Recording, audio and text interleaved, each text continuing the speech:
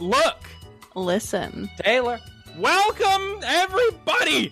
It's episode 113 of Pokémon Horizons, episode 64. Look, listen, Geese Guyera. Taylor, Geese Peep, do you believe all three of us are here at the same time? Because I don't. I believe it because I'm looking at you guys. And I don't believe it one bit. Guys, it's a big deal. We're finally back, and I feel like we have so many things to talk about. Watching, playing, eating, Poké news. There's so much Poké news, I haven't even posted all of it because I don't want to spoil Geese Peep on all the Poké news of the week. It's a big episode. It's a big episode, guys. Geese Peep, we don't have any time for any introductions. No pleasantries, Taylor. Darn it. I know. It's just pleasantries are like, what percentage of your conversation do you think is pleasantries? Most of it. 75. None of the conversations I have are pleasant. Oh my god. Well, Okay. Pleasant trees, Geese. Very different. She loves trees. She loves birds. Taylor, please introduce our first segment of the week. There's no time to waste. What's new with Geese? What she's been peeping. Geese, what you geesing? Class. I thought you were going to start slow clapping. She clasped her hands. What haven't I been doing, honestly? Where haven't you been flying? What haven't you been doing? Go on, Geese. The last time we recorded, was that before I went to the beach? Beach. Probably. The beach. I went to the beach with my family and then my brother-in-law's family, and it was nice. I had French fries, and it was good. Boardwalk style fries, Taylor. The famous kind that Five Guys. Rashers. Yeah. Does that is boardwalk style? They just put it in a giant sack, like a bucket. Oh, that's cool. In a cup. It's in a cup. I'm getting so many different things. I've heard sack. I've heard bucket. I've heard cup. Which one is it? I have to send you the picture of my dad holding the extra large. Good luck with that, because my phone doesn't care what I have to say. It's updating its user interface now. Yeah, but yes, you did not. I'll send it to you now. You did not discuss the beach last time. The beach was good. I saw some birds, and it was nice to be with family. I played some games at the arcade. I didn't win anything, even though I tried to win a little Pokemon plushie. But I was not successful. No. Question from the audience. Yep. When you go to an arcade, are you trying to win tickets or are you trying to just play games like House of the I'm Dead? trying to have fun. She's trying to have fun. Taylor, I thought we retired. Question from the bench. Did we really? I like it. All right. It's coming back. It's You have to say you'll allow it for it to be official. Coach sub me I'll back. allow it. I I played Jaws pinball, which was nice. I'm not good at pinball, but I do love playing it. I have discovered resale websites such as Depop and Poshmark, and I have been buying up a storm. Too much. So, Geese, you might, if you like Poshmark, you might also really like Rent the Runway. I don't want to rent. I want to buy. Is Rent the Runway a clothes rental service? Yeah, it's pretty sick. It's good if you want to wear a just random example. Recently, a $750 Allison Olivier dress one time, and you don't want to ever wear it again. You're good. Yeah, it is good for that. But Geese Peep loves wearing her Tokyo hat and her Grimace hat every day. So And your new Okami shirt. I don't know what that is. It's a video game cap. It's what you're wearing, Geese. No. And then Michael and I went to the zoo and we saw a bunch of animals and we talked to a lady for quite some time about naked mole rats, and I learned a lot. That woman was talking so much, and Geese Peep was just going on along with it, and they're going back and forth and saying, oh, wow, yeah, I used to watch that cam too. I love watching the pandas. No, I didn't watch the pandas. I watched the naked mole rats. No way. Really? It was great. I like how you always find these enthusiasts. Do you remember the algae people? Oh, yeah. Yep, that's what that lady reminds me. Yeah, the fungi woman. Yeah. I like talking to people who are enthusiastic about things. You know? could say the conversation is very pleasant. Yes, you can say that. Oh, pleasantries. Geese Peep loves the small mammals, and that is the point of the zoo, is to go to the small mammals room where they say no drinks allowed, so you have to take out your Whole Foods bag and hide your drinks in there and hope nobody says anything, girls. Oh. Okay, I don't know why, but Michael, before we go to the zoo, Michael goes to Starbucks and buys 4 drinks and is carrying around 4 drinks for the zoo trip, Geese. What's going to get you through the trip? Stop the presses. It's not 4 drinks. Everybody assumes. Okay, well, you bought 1 drink, but you had 4 cups full of liquid, and you were carrying around all of your cups. It was too much. Guys, they didn't have any big straws, so I had to get the small cups with the small straws, and I was thirsty. What are you going to do? Oh, they just gave you the small cups. That's rough. I had to, and I had to argue with the one guy. This guy was giving me such a hard time. I can't use a swear word. This is a family-friendly podcast. Everybody welcome to Look, Listen with Geese and Guyera, Pokemon and other things. This guy was horrific. It's so funny because with a beard, most people give me way more respect. Yeah. And are like, maybe it's fear, I don't know, but they don't treat me like a child unless they have a beard too. Then it's on, and it's just a big deal. But luckily, I had to do the thing where I had to explain to him, no, sir, you don't understand, because he's one of those guys that says, no, we can't give out Trenta cups. I'm sorry, we can't do. And I said, no. If you'll see, I've already paid Starbucks Corporation for a Trenta cup. So I'm just asking for you to put the water in that cup, please. And he gave me a hard time. I don't understand how people are so dedicated to their companies when they're at that level. Yeah, it's Starbucks, guys. I think they can afford another Trenta cup. I'm going to die. I am the last bastion protecting the vault of Starbucks. You will not steal from me. But it's not stealing, because I literally bought it. Yeah, exactly. But eventually that dude walked away, so I walked up to the other guy, and I says to the guy, look, I know that guy was giving me a hard time, but look, I can't drink this. The straw is literally at the bottom of the cup. May I please have 2 baby grande cups? And he said, yeah. Oh, sick. That was good. That was fun.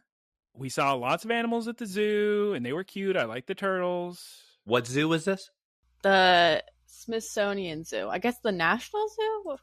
It's free to get in, as Geese Peep always says. Your tax dollars at work. Though I can't remember the last time I was in D.C. Yeah, the National Zoo. Wait, no, the Smithsonian National Zoological Park. It's just called the zoo. The zoo. Welcome to the zoo. It's the zoo. We got the animals. Wait, when was the last time you were there? I was in 5th grade, and I saw a vendor selling very large coins, like comically oversized coins. I wanted that, and that's afterwards I realized I spent most of my money, and that's when I was first introduced to the concept of somebody in a corner store saying no refunds. Ooh. No. I also managed to get everybody in my group lost, and they had sounds right. They had to reorganize the structure of the field trip we were taking. Hang on, guys. I thought Taylor was world renowned for his good sense of direction. That came later, I guess. That being said, Taylor is the number 1 person I have ever heard of. He's in the car. He's begun to drive. He's making turns. He's going right. He's going left. Nobody's pulled up Google Maps yet. Nobody knows the direction to go, but he's taking turns. Hopefully they're the correct turns. That gives me so much anxiety. My parents do that. We always get there. Everybody talk at once, and then everybody can comprehend. They start driving before they put directions in. I'm like, can we just take a second? Like, guys, please, so we don't have to do this while driving. You gotta get some momentum going. You have to push the boulder so it can see the road. Oh my God. Also, we took a lot of DC public transit. Girls, the DC public transit is so Soviet coded. It's so Russian looking and 1970s and like the Loki show. It's a crazy vibe down there. You mean like like really beautiful, covered in ornate sculptures and stuff. It's like a clunky, Vladimir Lenin or something. Brutalist. Brutalist. Yeah, there you go. Oh, because I know the Russian subway system's very famous for being beautiful. Guys, I'm just saying, it looks like Soviet architecture. What do you want from me? It's the USSR down there. Good old Washington, D.C., home of Soviet architecture. and lovely French women that get onto buses and run on and say, "Oh, thank you so much, bus driver," as she gives bus driver a bunch of patisserie. And the bus driver's saying, "Oh, thank you so much." And he's like, "No, it's okay." And French woman's going, "No, it's fine. I work in the French bakery." And she has a big bag full of pastries and croissants. And dude behind us starts saying, "Hey, you're going to share those with the rest of the bus?" At which point, French woman starts pulling out so many treats. And I'm jumping up to grab some Madeleines. It was such a magical experience on this Washington, D.C. bus. God bless the French, I always say. Well, I whispered to Geese Peep, wait, what did I say? Maybe the French aren't so bad. Yeah. I love the French. Well, I adore the French. Well, maybe you love judging people by their shoes, girls, because that's what they do in Paris. Paris. The first dude who asked for some more treats, Taylor, it was straight out of a sitcom, straight out of a Trailer Park Boys. The best writing you could imagine, just the most awkward back and forth. After the woman saying, "I work in the French bakery," and the man just saying over and over again, "I thought the owners were Lebanese." And I do not understand. Pardon, I do not know what you are saying. And him just saying, "No, but I thought they were Lebanese, not French, in the bakery." And then the wife of the man just trying to say, "No, it's fine." It's just a man hanging on to one specific unimportant piece of information and repeating himself over and over again to the French woman who doesn't understand what he's saying. And he just needs to defend the country of origin of the owners. I won't have any French people claiming this bakery. No, it's a French bakery. That's why she works there, because she only speaks French. Oh, that's very good. Geese Peep, before we move on to Watching, Playing, Eating of the Week, which again, very supersized this week, is there anything else you want to add for your Geesin of the Week? No. Sick. I was thinking about talking about the Cheesecake Factory, but nah. We can include that in eating. Well, what specifically about the Cheesecake Factory? Yeah. It was fun to see. It was there. Was this the first time you've been to the Cheesecake Factory? We didn't actually go. The entrance to the hotel's through a Cheesecake Factory. Wait, there is one thing I wanted to add, Taylor. When I went to the Whole Foods to stock up on gallons of water, did I ever drink that espresso cold brew? Yeah, I did. And Geese Peep went to go get her classic wet turkey special, sliced right off the turkey. Oh, that sounds so gross. It's disgusting, girls. You wouldn't imagine how gross it is, her carrying her wet turkey in a bag. Why would you eat that? But I had to get a bunch of water, and now Whole Foods has introduced a new way to pay with just your palm. And I was losing my mind, and I was paying with my right palm, and then it says, "Next time, why don't you try your left?"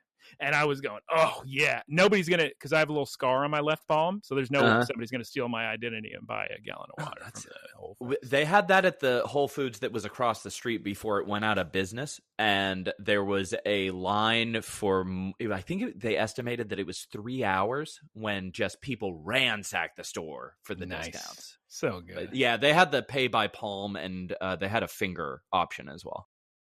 Taylor, would you like to introduce this week Watching, Playing, Eating of the Week? And honestly, since the Clambos, guys, Taylor's plan this week is to sprinkle because we have so much to go through. So why don't you go ahead and introduce Watching, Playing, Eating of the Week and sprinkle in your first Watching, Playing, Eating of the Week. I will be separating my Watching, Playing, Eating of the Week for the next 3 weeks over 3 different legs of my trip. Week 1 is Amsterdam, or as I like to call it, my God, what a weird layover. What? Everybody talk at once, because then, you guys both have to repeat it. And also, Taylor, please introduce Watching, Playing, Eating of the Week. Now it's time for Watching, Playing, Eating of the Week. Okay, Geese, please make your little comment. Kate, Geese, go on. Who's Kate? I don't know. That's what you were saying. Katie? Catherine! When I went to Amsterdam, I was given a tour. I was staying with a Why is she telling a story? I thought she was going to say a 3-word. Whatever the interjection was. No, when I went to Amsterdam, I was staying with a Dutch family that my sister played field hockey with in college, and she was touring me all around Amsterdam. And whenever she said Amsterdam, all I would say is, yes, the city of Hamsterman. Nice, Geese. I'll bet she loved that. Geese just pulled a Taylor by just giving a whole story, but we have heard about Hamsterdam on the podcast before. So. My apologies. No, it's fine. I haven't heard about it. It's a classic. Yes, you have. Unless it was before you joined. But anyway, it's a classic story. Everybody loves to rehear it.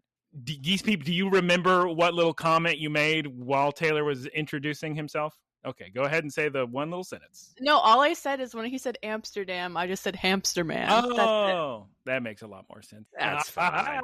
That's fine. Yeah, Taylor, go ahead, please. So, something that Amsterdam is very famous for is, 1, coffee, which I didn't have any. 2, fries.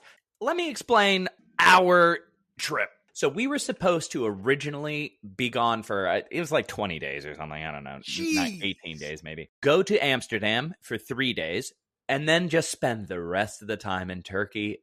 See the beach, see Guncan's family, just enjoy ourselves. What it turned into was a white-knuckled, non-stop traversal nightmare. We went to Istanbul first, right? And they said, hello, would anybody like 400 euros a head to skip your flight and go tomorrow? And Guncan and I both at the same time left the line. So we just got $1,000, which was fun. And they put us up in a air quotes 5-star hotel, which was definitely not a 5-star hotel. But that shortened the trip. So we go Istanbul, stay a night. Amsterdam, stay a night. Istanbul, stay a night. I get to drive to Ankara, stay 3 nights. Back to Istanbul, then to Belgrade. Then drive to Niš, stay 3 nights. Back to Belgrade. Ankara sounds like a little Final Fantasy town. It does. That is very true. So, I have a question. Yes, audience. Why did you do this? 400 euros. I'll explain in a second. So we went back to Belgrade. Then we go to Kalkan. But we land in Antalya, so I have to drive another 5 hours. So at this point, I've driven about 15 hours. We get to Kalkan, spend 2 nights, 3 days there. Drive back to Antalya, fly to Istanbul, reroute to Ankara, spend 3 days there, go to Istanbul, spend 1 day, come back to the U.S. There was so much travel that we never got a chance to sleep. Oh. So in the past 2.5 weeks, I have slept 1 complete night. No. So I was exhausted the whole time. I was sick the whole time. All of this because we had planned our trip, and my friend just sends me a text one day and says, hey, I'm getting married. Can I call you? And I say, sure. So his wedding is right in the center of our trip. So we didn't even properly see Istanbul, and we had to cut Kalkan short in order to go to Serbia. Oh my God. It was a very fun wedding. Super duper fun wedding. But it was also just a logistical nightmare, rerouting things and buying tickets at the last second, especially because you can't fly directly to Niš from Istanbul except on 2 days of the week. Is Niš in Serbia?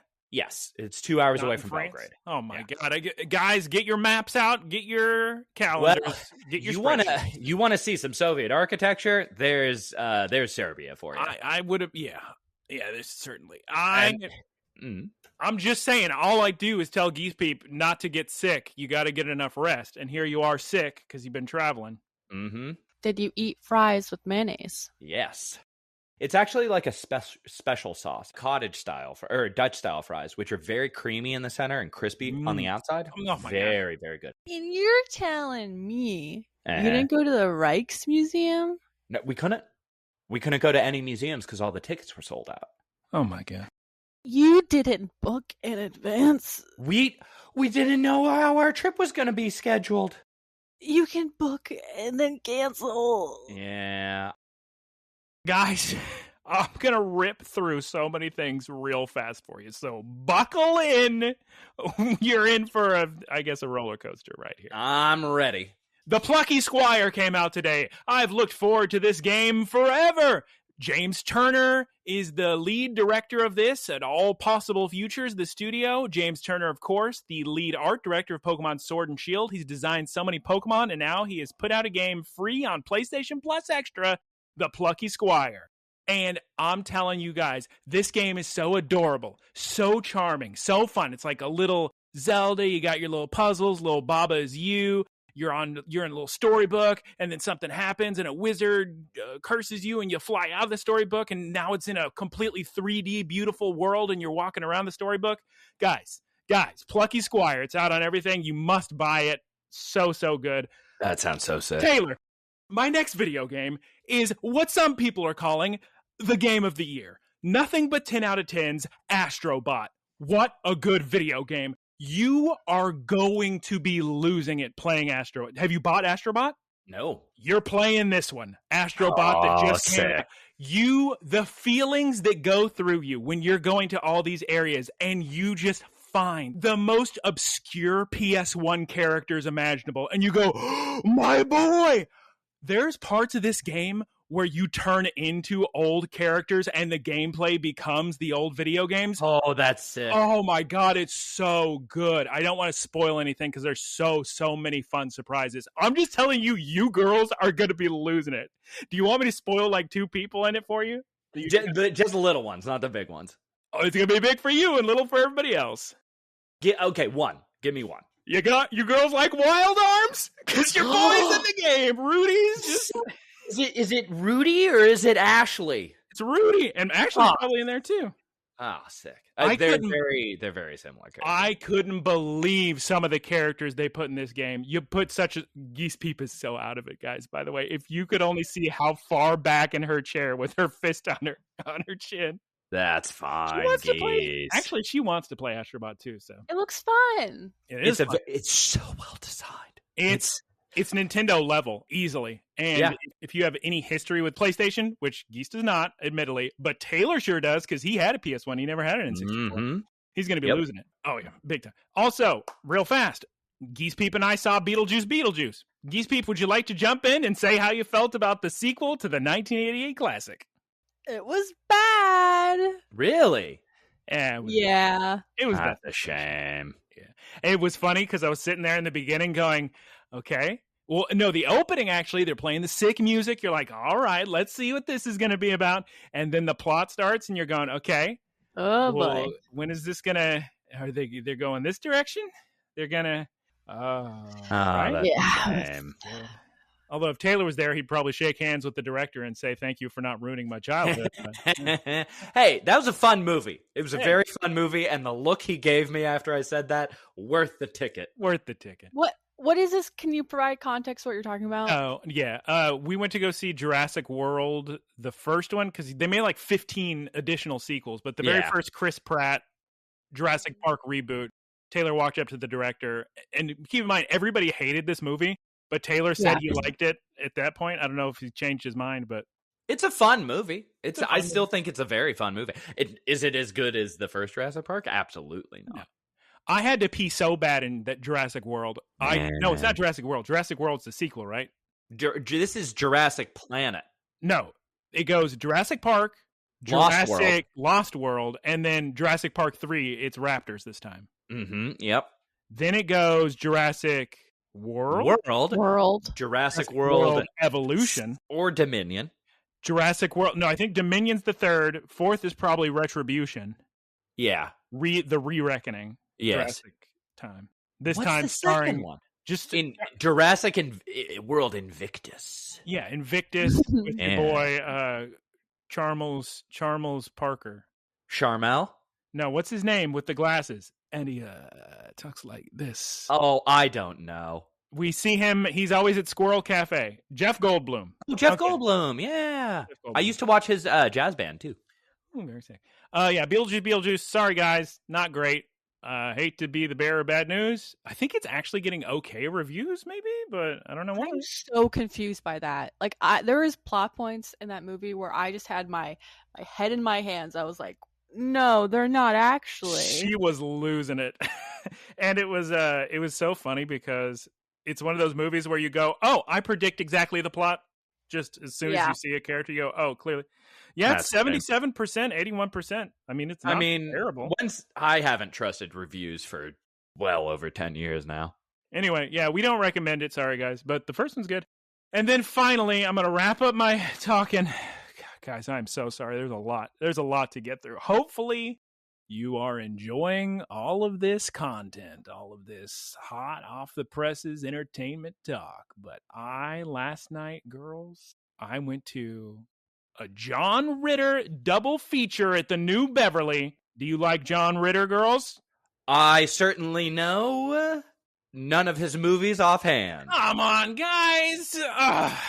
Well, anyway, my family and I love John Ritter. He's in the Problem Child movies. Of course, it's Problem Child. If your family liked it, it's Problem Child. He was in Three's Company. He's done a lot. He's a wonderful person. And his widow, God, that's such a bloated phrase that just makes it so sad.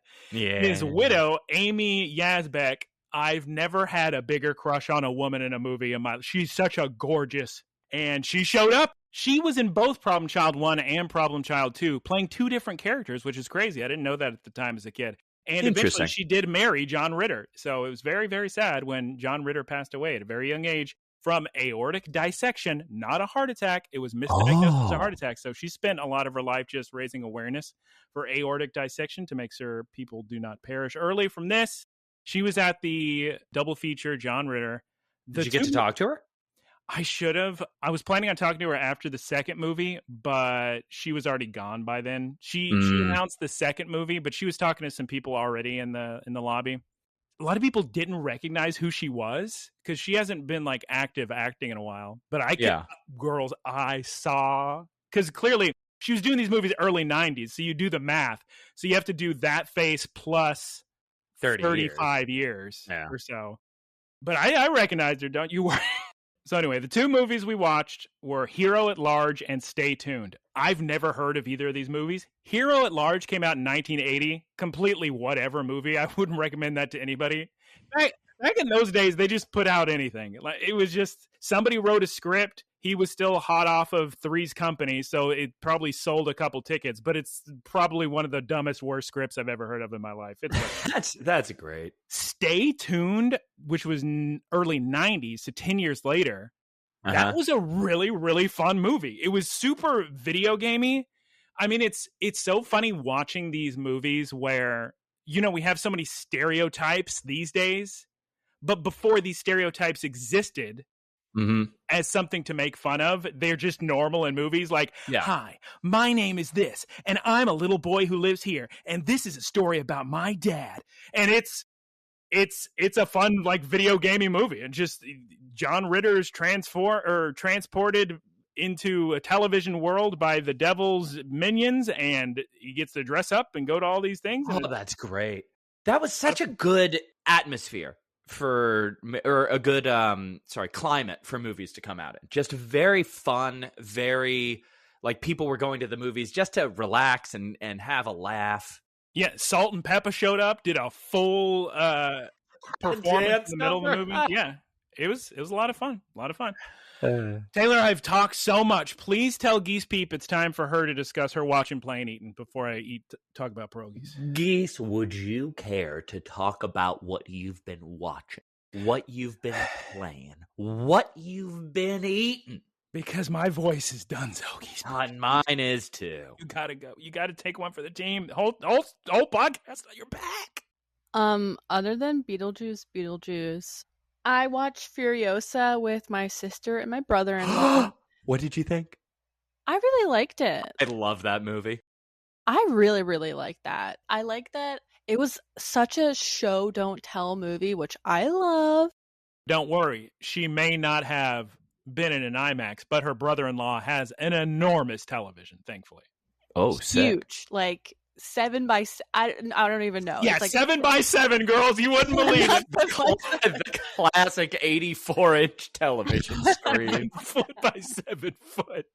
I would imagine it's huge. I would imagine he has a good sound system too. Although that would be very funny to have an 84-inch television with no sound system. Just the tinny speaker wrapping around the side of a house, and it says No, but I really liked it. I really liked George Miller, and I loved Fury Road. And this is a different movie, but I really enjoyed it. The structure of it, the acting, the lore, all of it. Mm-hmm. Chris Hemsworth did such a good job. Yeah, he really. Yeah. I heard he was in a movie, and anytime he does a movie that's not a superhero movie, he kind of struggles because that's just kind of him. He killed it in this one. Yeah. He Taylor-Joy, our girl, did a good job. I see what you were saying a few weeks ago when you said that the younger version of her, did a better job impersonating or embodying Furiosa than she did. I agree with that. What did you eat this week, Geese? I already talked about boardwalk fries. Michael and I got 2 meals from a restaurant near the hotel called Clyde's, which is like a fancy chain.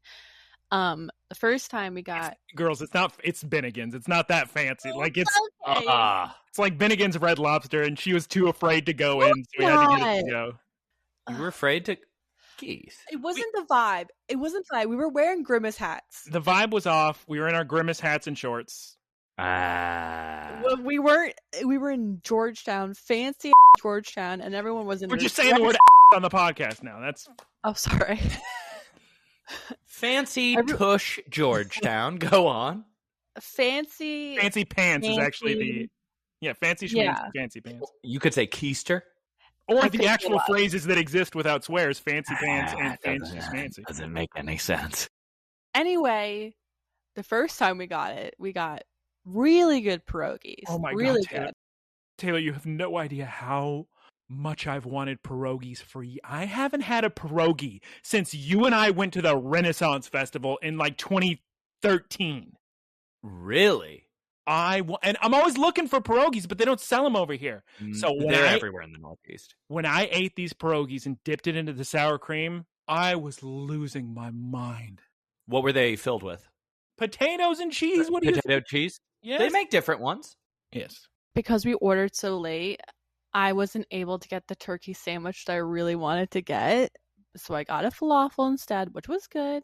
But anyway, this is all to say that we went back again and we got...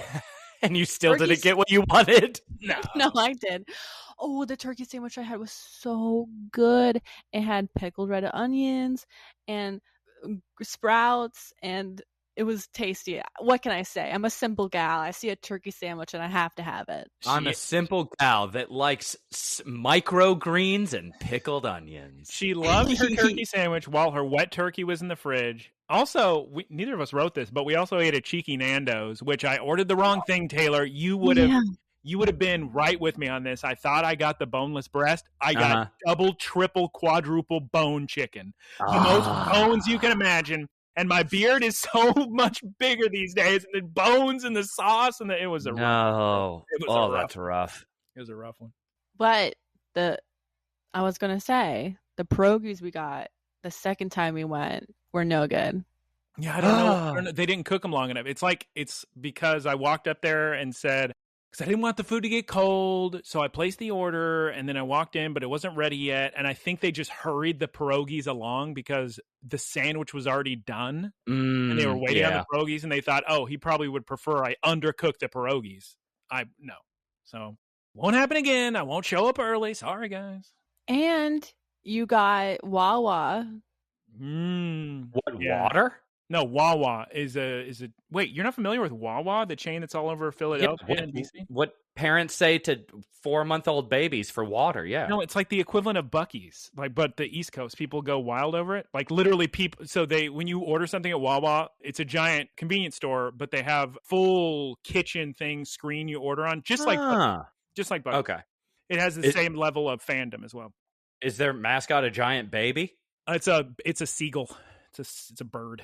Sure. Okay. Yeah, I But can see that too. there's a dude. So when you order something at the screen, it gives you a printed out number 0 through 999. There's a dude that collected every single number. So it's a big deal. Oh, wow. And I had a very, very good buffalo chicken mac and cheese sandwich because I had a craving for mac and cheese. I got a little panicky in the Wawa because for me, the ideal amount of time to be in a Wawa is 5 minutes, and then Good it just luck. gets too overwhelming. And I wanted to go shopping, and I knew that you cannot go shopping if you have a mac and cheese Buffalo chicken. tender like sandwich. Yeah, of course. And a big apple milkshake. Oh, God, yeah. There's no way. No way. So I had to go into Aerie alone. Mm. It was a lot. And I made him try the famous Wawa pretzel. It was very good. We snuck it into Beetlejuice. Whoa. She was so upset at me because last time I went to Wawa in Philadelphia, I got the cream cheese filled pretzel instead of the regular pretzel. But no, she was right. The regular pretzel, high quality pretzel. Yum, yum, yum. All around. Shouts out to Wawa. Wawa's, yeah. Whew. It has a huge fandom, and I see why. Did you want to talk about, I guess you talked about your Taco Bell, huh? Yeah, I was just craving Taco Bell, and when I was with my sister, we had it. And guys. Yes. You know how Taco Bells vary in quality from Taco Bell to Taco Bell? Sure. Don't go to a Taco Bell in New Orleans. That's all I got to say, because they're going to tell you, sorry, we don't have any beans. And you're going to go, okay, sure. New Orleans, the city not known for beans at all. Anyway, this was not the best Taco Bell. And I just wanted a cheesy BV, double beef. Double, quadruple beef. Can we get her a double cheesy BV, please? Give her the cheesy beef. But I mean, it still hit it did its job, but it wasn't as good as other ones I've had. Yeah, we have a good Taco Bell over here. Guys, I didn't get to talk about it. One of the films that I watched was Evil Does Not Exist. And let me tell you real quick, I love the intro. If I can care, I love the intro because the music is beautiful and like really ominous. The first 90% of the movie, I adored. You are, of course, talking about the Japanese film that I watched in theaters. And it's set in the small resort, or maybe could be a resort town in the Japanese. Yes. Please continue. If somebody can make me care about something completely inane that realistically has no stakes whatsoever except for people intimately involved in it, I consider it a success in storytelling. And when they were having that little town meeting about that septic tank, I cared so much about the efficiency of it and the drainage system. And I was sitting there and I was like, yeah, where's it going to drain? If it's full capacity all the time, where are you going to drain the water from the septic tank? And I was on board. Last, 10 minutes, I was not a fan of any of that. That came. Taylor, are we ready for Poke News?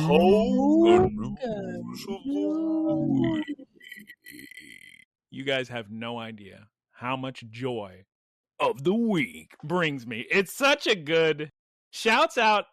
Do either of you know where I got that from?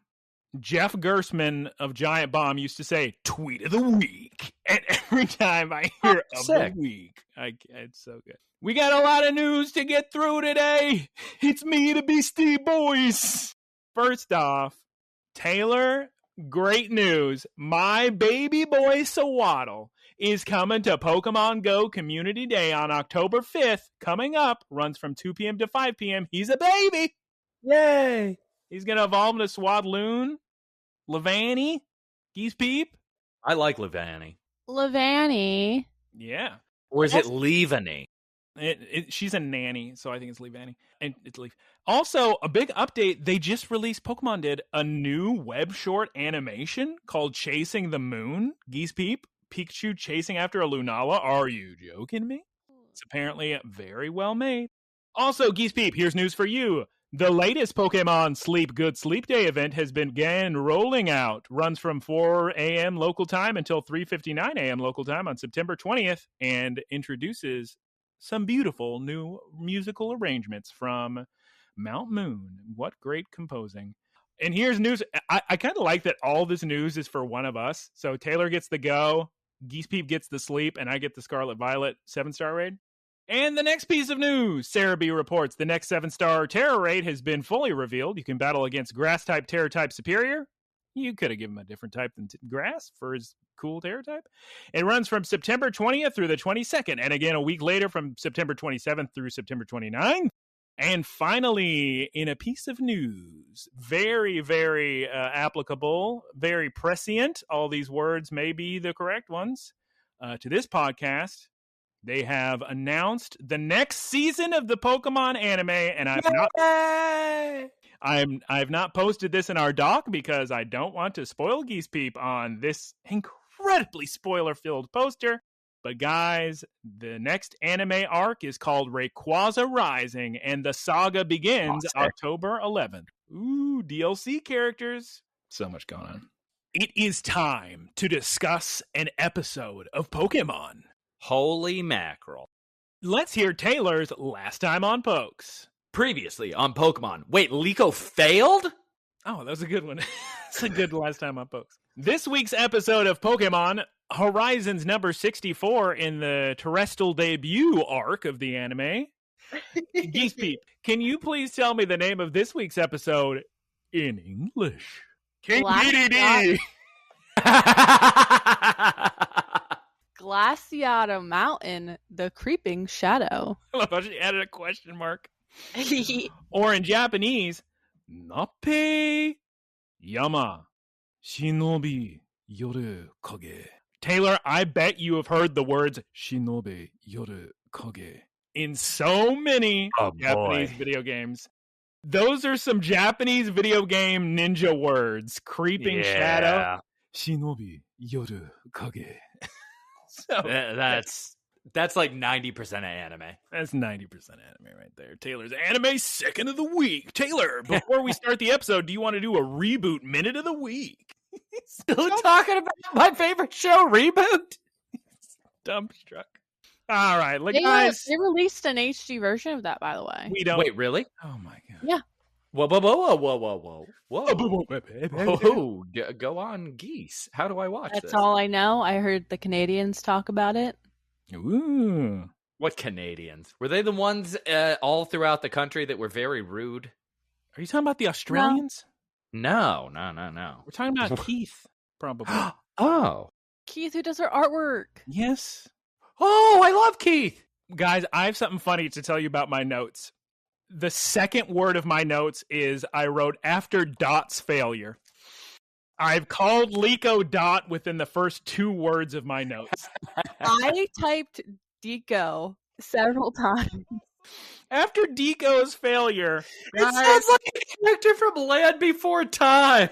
I was watching something about Land Before Time recently. Guys, we gotta talk about Pokemon. I'm sorry, there's no time for No, wait. I didn't get to do my synopsis. What's Geese Peep's 1 sentence synopsis?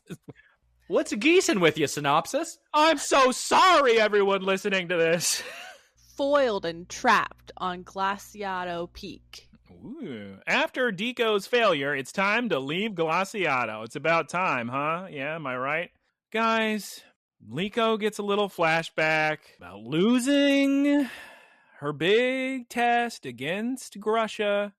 And she says something that I didn't realize was the case. Were you two aware that apparently she's just never allowed to terastalize again because she failed? Yes. That's what I was talking.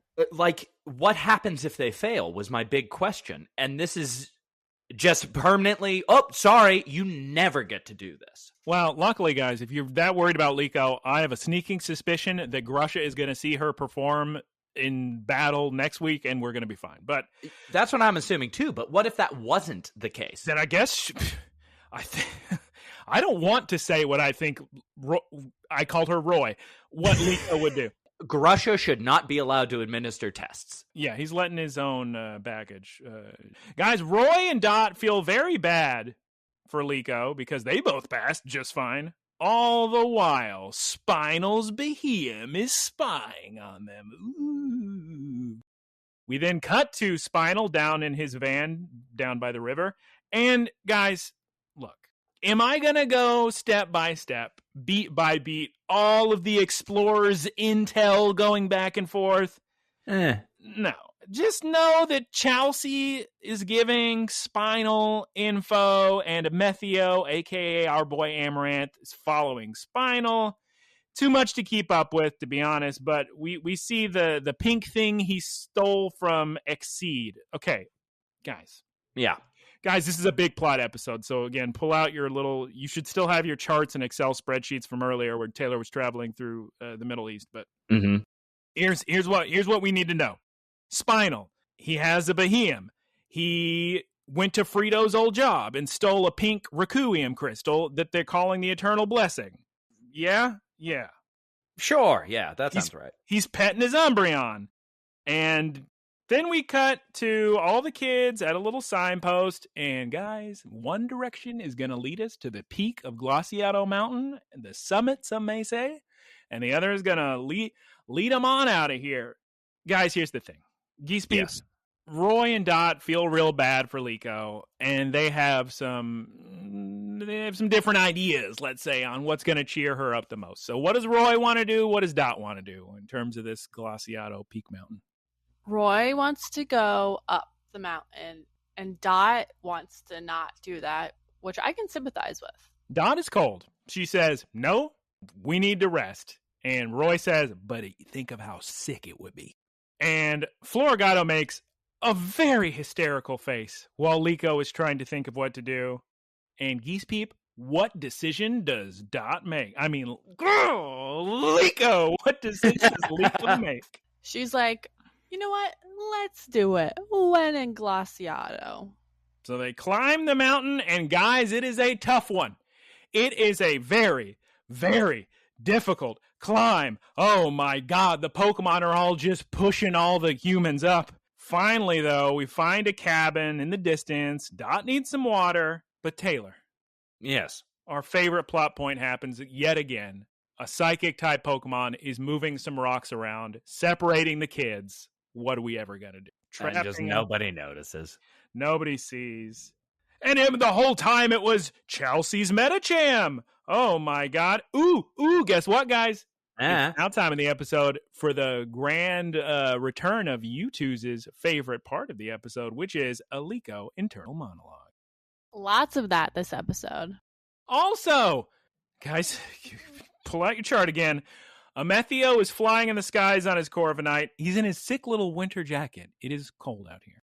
I'm actually going to give Liko a little bit of leeway in this episode, because here's how the past however many hours have unfolded. Frito said, in order to fight Rayquaza, you have to learn to terrestrialize. You are going to a school where that is the goal. Liko failed to defeat in battle, I think, a member of the Elite Four. Still did a good job. Pushed it to the final attack. Member of the Elite Four has severe emotional baggage and said, you fail. You are no longer ever able to terrestrialize. You can't complete your schoolwork. You can't fight Rayquaza. Good luck to you. Now, Grusha is not a part of the Elite Four. Larry is. Grusha is not. Oh, okay. You know me. I'm always internally monologuing and doubtful of my ability to do anything or succeed in life, or... I was just internal monologuing while you were saying that. So Amethio is following Spinal, guys. We cut to Roy and Dot looking for Liko. They got separated. What's going on? Taylor, we get a scene with Fuecoco. Fuecoco is adorable a lot. This is a top 5 most adorable Fuecoco moment, and I don't even know if you noticed. When he goes off to the side and runs back? The boy jumps in the air, yells Hungies, and runs towards everyone else. It's so cute. It's so cute. Oh my God, it's so adorable, Fuecoco. I hope you never, ever change. Never change, Fuecoco. No matter what the posters say, please stay the same. Okay. Liko's lost, like we said. If only we owned cell phones. And then, Geese Beep, Liko bumps into someone in the snow. Who is it? Amaranth. Amethio. Yeah. Oh my God. And immediately, I was laughing a lot at Terapagos this episode, because as soon as Terapagos sniffs out Amaranth, he unzips himself and just starts screaming. It's so funny. I loved it. Terapagos is so angry. So good. Just a screaming, "Go, Cerulege! Get in the bag, Nebby!" Get in the bag, Terapagos. Nebby. Yeah, that's from Sun and Moon. Go, Florigato! Guys, the last time Florigato battled a Methio, she was yet not even a woman grown. She was still a baby Sprigatito. Oh my god. Psycho Cut, Quick Attack, Shadow Claw, Acrobatics. This fight is happening so fast. And guys, I gotta be honest. Now, I know Geese Peep isn't really into this. I gotta hand it to this little scuffle. It's a good fight. It is. It's very sick. The animation on point. I like how Amaranth is like, dang, she actually learned how to battle well. This is going to be a little hard. Well, it also made me really think, so if he's really having to pull out all the stops to fight Liko, is Frito's just not good at poke battling? No, Frito's is great. But yes, Geese Peep is correct. I about lost it laughing when Amethio said, "Oh my god, she learned how to use strategy." It's very good. Psycho Cut, Quick Attack, Shadow Claw. Oh, I already said that part. Magical Leaf, Bitter Blade. Then Taylor's favorite move, Dodge It. So sick. Bitter Blade, Magical Leaf. And then Amethio yells out, "Cerulege, hit her with a blow it away." And then Liko starts to say, "Magical," but Amethio interrupts her and says, "It's time to terrestrialize," which is really, guys, pardon the pun with Garganical later, but it's really rubbing salt in the wounds. Does he have to terrestrialize in front of the poor girl? Right? It's just so funny that she can't do it because she's just bound by her own set of morals. Because Amethio never took the course. Yeah, I want. Is it just illegal for her to terrestrialize? Does she literally not have the power? I think it's just illegal. I'll tell you this much, Taylor. In Scarlet and Violet, you can't re-terrestrialize. You use up a charge of the Terra Orb, so you can't re-terrestrialize until you go to a Pokemon Center and get the Terra Orb refilled. So it could have something to do with that. Now, but she may be jealous of Amethio, but I'll tell you right now, if I was Liko, I'd say, "Oh, sick. You just turned that Cerulege into a pure ghost type. Yeah. Now his fire attacks are going to do less to my grass type." So I also had a quick question because I wasn't on last week. Why was everybody excited about Altaria turning into an ice type? Yeah, I said that in the episode. I said, no, dragon's going to be better than ice because grass is weak to ice. So I don't know what everybody's losing. And they were saying, "Oh, thank God it turned into an ice. Now grass can be effective." And I was just thinking, that's the opposite. Well, typing can be confusing when you're double typing, but I would have not been looking forward to battling an ice type. Freaking Grusha. I hate Grusha. Oh my god. Phantom Force, Cerulege. Oh my god, it hits Florigato, and we're in a commercial break. Is she out of the fight? No, not yet. Phantom Force, Cerulege. It's another one, and Amethio says, "It's no use, Liko." At this point, Liko has a little flashback, remembering losing again to Grusha's terrestrialized Altaria. Freaking Grusha. Bitter Blade to end it all, Cerulege. And right before Cerulege delivers the defeating blow, what Pokemon jumps out of nowhere and bites onto Cerulege's arm? It's Umbreon. Oh my god, who could have seen this coming, Geese Peep? Spinal is here with his Umbreon, and there's a real cryptic conversation regarding Explorers talk, and it's, "Oh, so how'd you find me here? I don't know what you're talking." Just nonsense. It's a time waster of a conversation. And then Spinal shows off his Requiem, the pink crystal in the special container.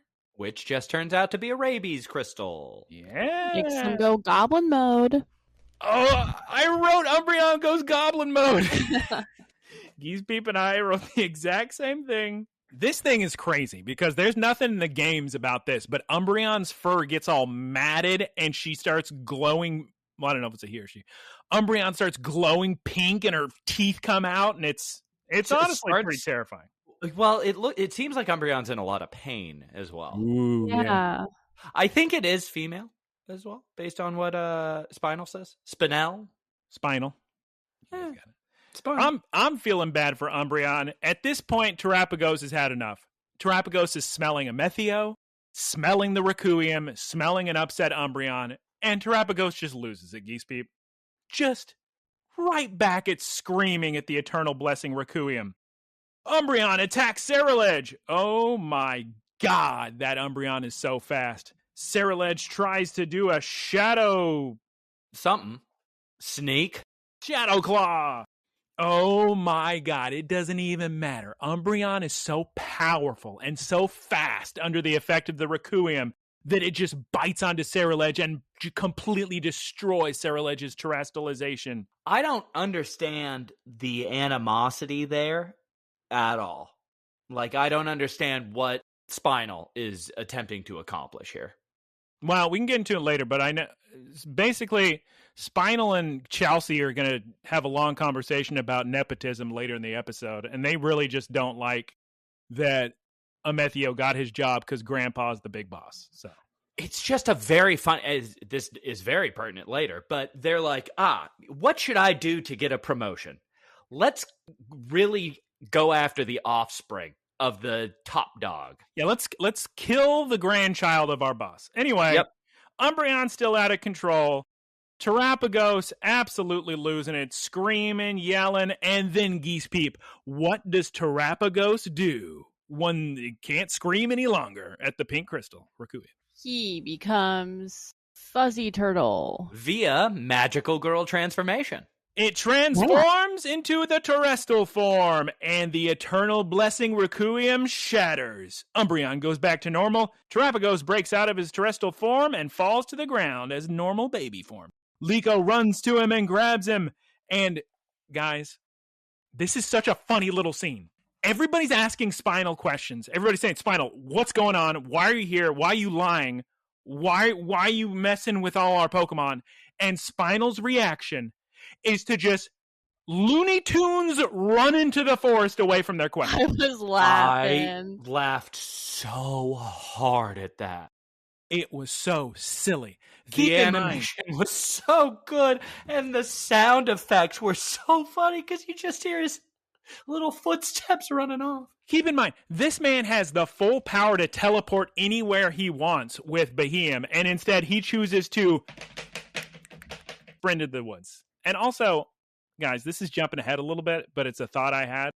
When I watch Spinal teleport with Behem, I think to myself, are you kidding me?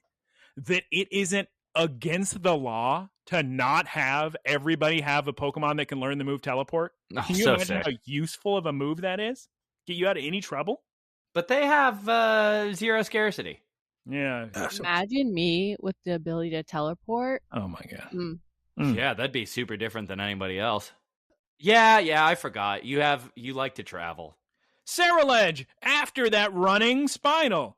Florigato, also let's follow all these Explorers members. And Spinal leads them both to a spooky cave. A trap, perhaps? Geese Peep? Almost certainly. And then now we're getting the serious music popping in, and you know what's going off when the serious music comes in. We see some Glimmet all over the cave walls. They start flying away. A Doug Trio runs away from Amethio. Sable Eyes looking around, getting spooked. It's amazing here, says Amethio. And then Amethio says, stop following me, Liko. Please. It's very funny. Music losing it at this point, by the way. It's just going harder and harder. This music. They just see goofball Spinal in the background, Scooby doing his way through the cave. So good.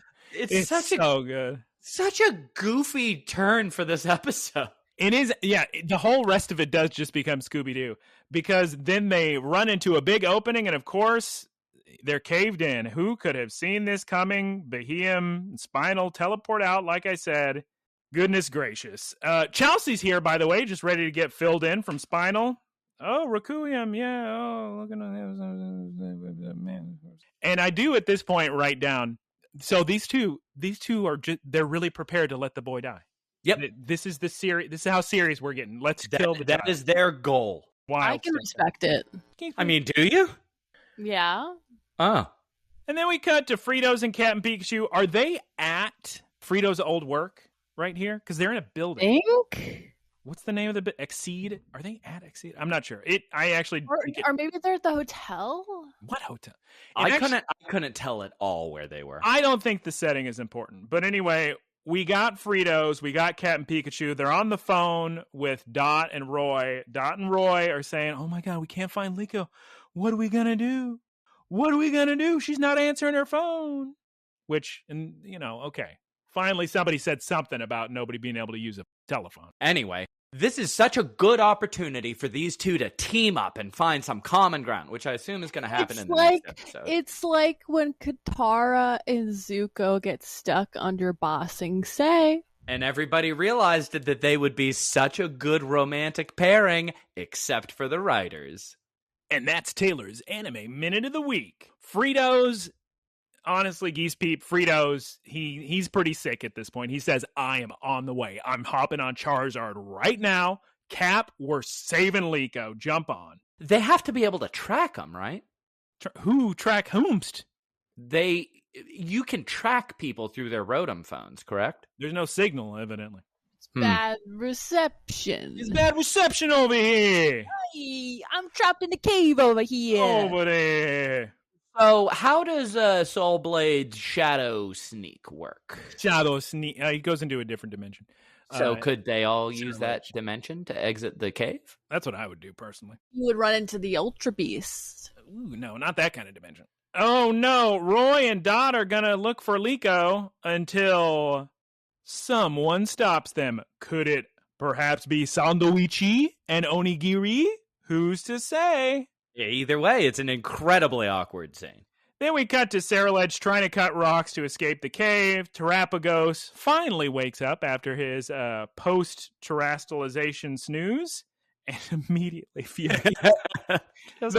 I was thinking of this scene, remembering how loud Terapagos is and remembering the acoustics of a cave.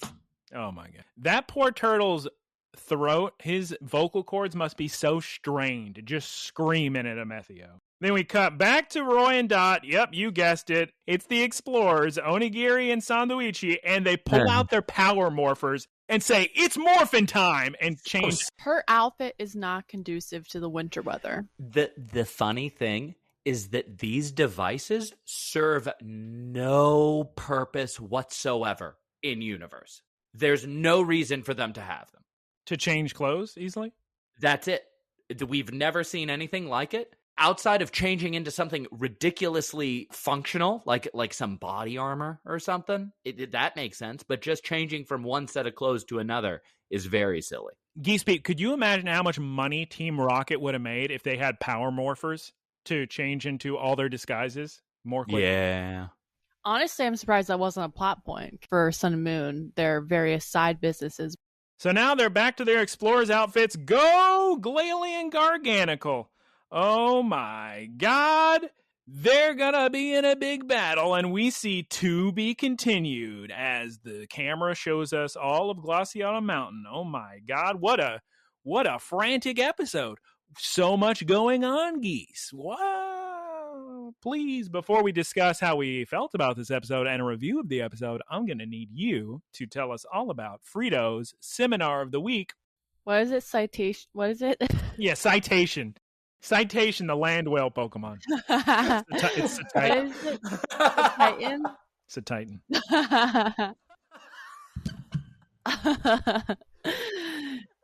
Guys. Taylor, let me talk about Citation, my favorite Pokemon. Moving violation is evolving. What's a citation?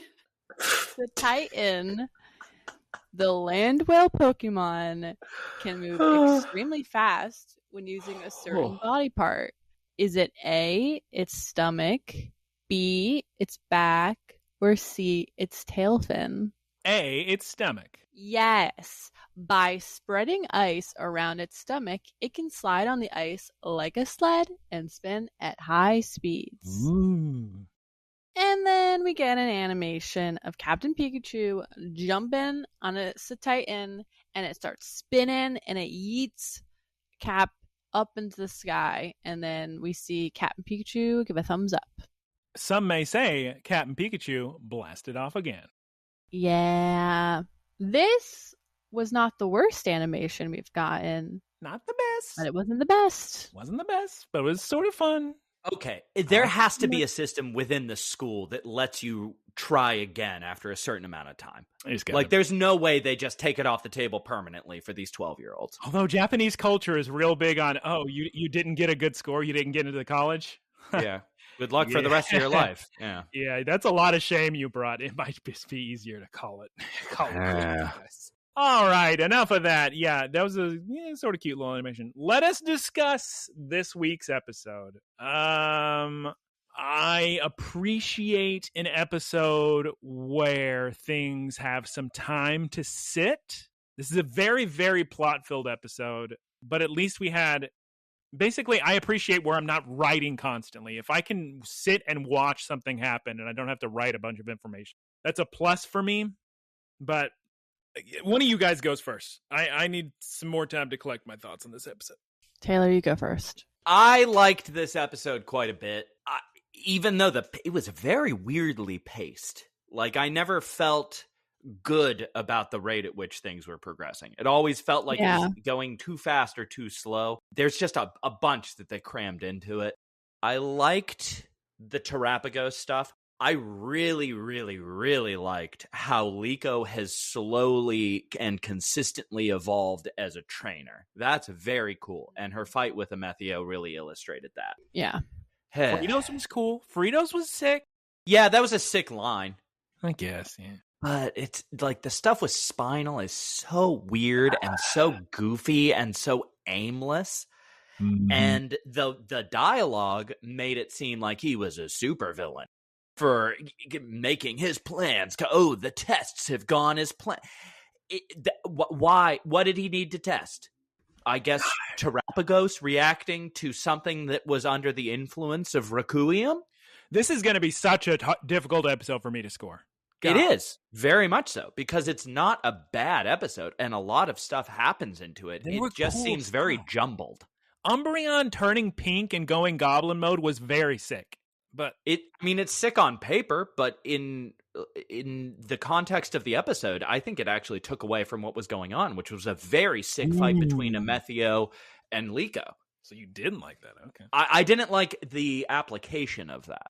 And we are just getting Terapagos turning left and right into terrestrial form. That used to mean something. Now it's just... spoilers, I'm sure Terapagos is going to go stellar form by the end of this. Probably by the season finale, since Rayquaza Rising, the next season's coming out soon. Yeah. I would give this a solid... If it were better paced, and if they didn't just go silly at the end of it, with the little plots and the little cave running and everything, I would be giving this a much higher score. I'm going to say like an 8.5.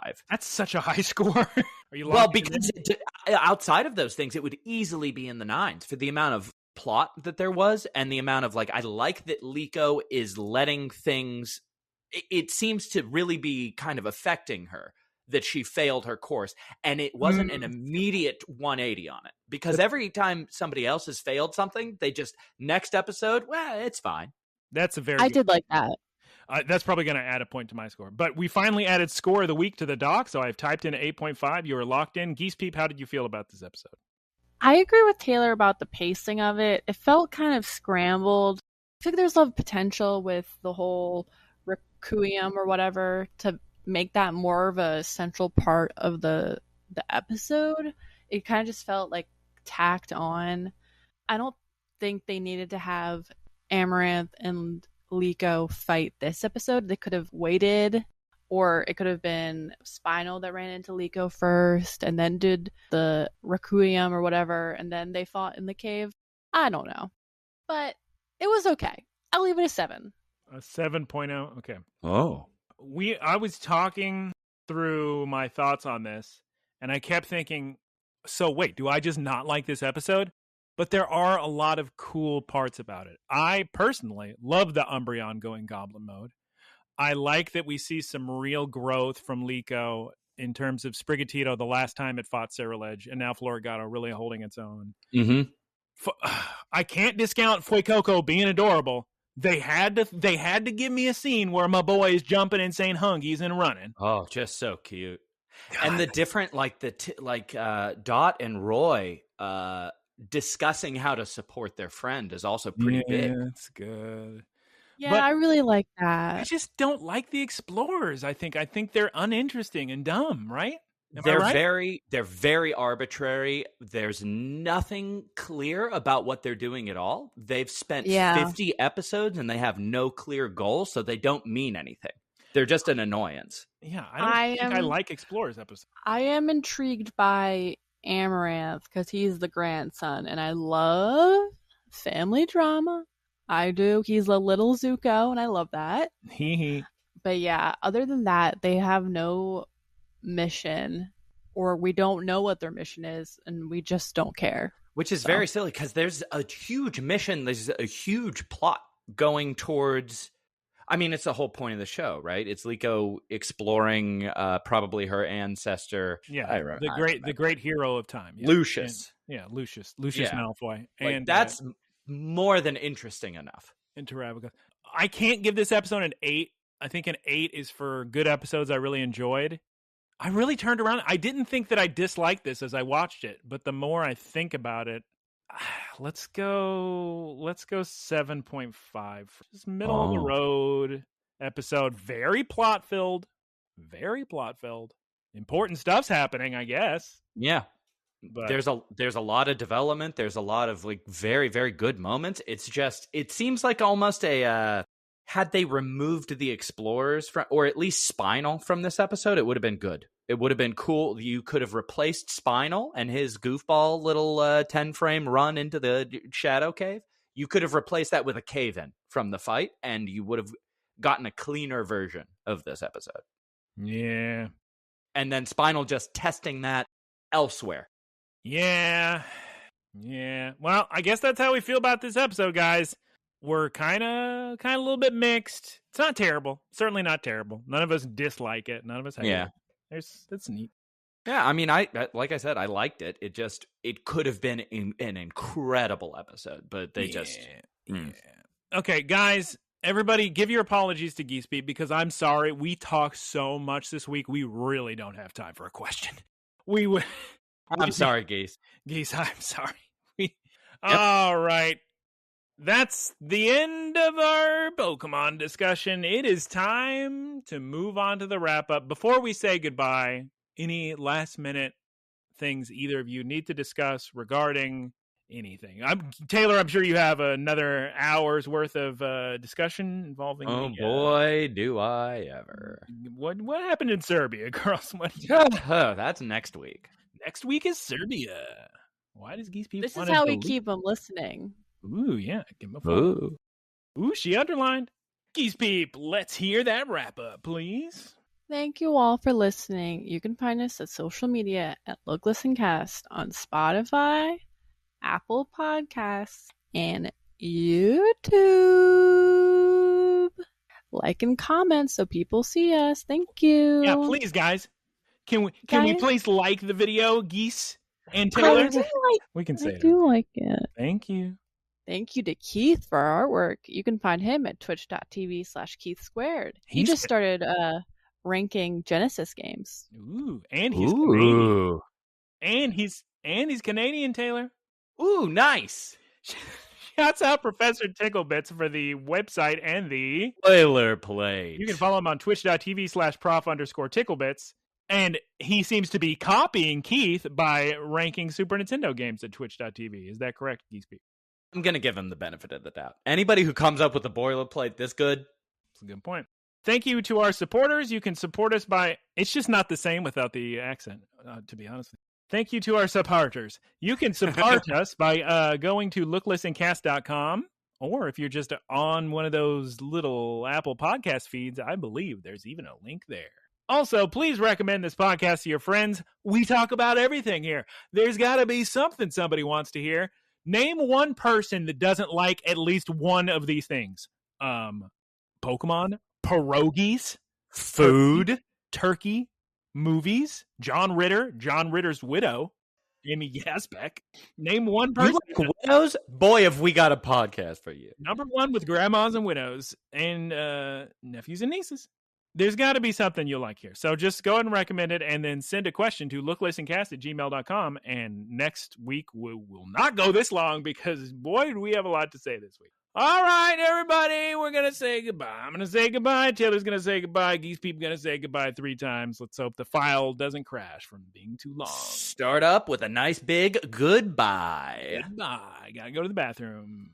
Goodbye. The only person here who didn't go to the bathroom. Goodbye. And I got to go. Goodbye. Goodbye. Turn up the gain on the last one. Goodbye. Howdy, y'all. It's me, Geese Peep. Thank you for listening to the Geese Peep Productions podcast. Geese Peep Enterprises, doing business as Peep Industries, together with its subsidiaries, is a diversified worldwide entertainment company with operations in media networks, talent management, parks and resorts, multimedia entertainment, and consumer products and interactive media. Geese Peep Enterprises is a Dow 30 company